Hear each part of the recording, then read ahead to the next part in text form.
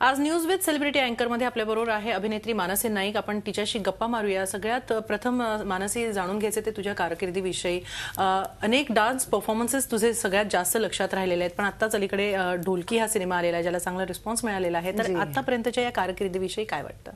खूप छान वाटतं आणि खास करून ढोलकी विषय जर सांगायचं झालं तर मुळातच आमच्या म्युझिक लॉन्चला जेव्हा श्री अमिताभ बच्चनजी आले तेव्हाच जो आशीर्वाद मिळालाय ना तोच इतका छान आणि मोठा होता। आणि त्यांनी म्युझिक लॉन्चच्या वेळेस मराठी सिनेसृष्टीचं आम्हा कलाकारांचं खूप भरभरून कौतुक केलं, कारण त्यांनी बघितलेला टीजर आणि त्यांना तो खरंच खूप आवडला।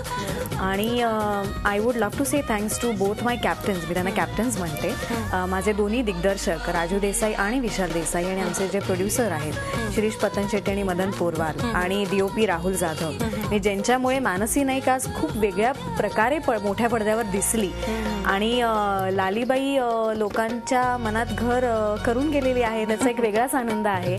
आणि अभिनय आणि नृत्य हे एकाच चित्रपटात लोकांना बघायला मिळालं, त्याच्यामुळे छान वाटलं।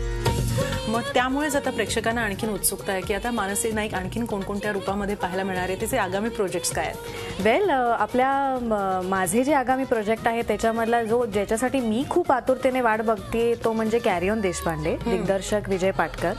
आणि खरंच खूप छान एक्सपिरियन्स होता, अनुभव खूप वेगळा होता, कारण विजय सरांबरोबर काम करणंच it's like a dream come true. आणि विजय सरांचा जो जॉनर आहे कॉमेडी बेस्ड, तर त्यांनी पूर्णतः माझ्याकडून ते करवून घेतलेलं आहे, माझ्याकडून काढून घेतलेलं आहे। आणि एक चुलबुली मल्लिका माझ्या व्यक्तिरेखेचं नाव आहे, तर त्यामुळे एक वेगळ्या प्रकारे पुन्हा एकदा अभिनय, नृत्य आणि सुंदरता जर एकत्र आली तर त्याचं लक्ष आणि दक्षता पुन्हा दोन्ही माझ्या डिरेक्टरनी घेतलेलं आहे की मानसी नाईकला आपण वेगळ्या प्रकारे प्रेझेंट करू। So I am very blessed, कारण त्या टीम बरोबर मला काम करायला मिळालं। आणि अनेक भरपूर आहेत।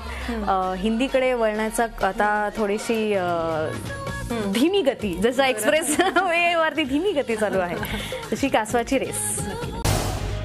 झी 24 तास रहा एक पाऊल पुढे।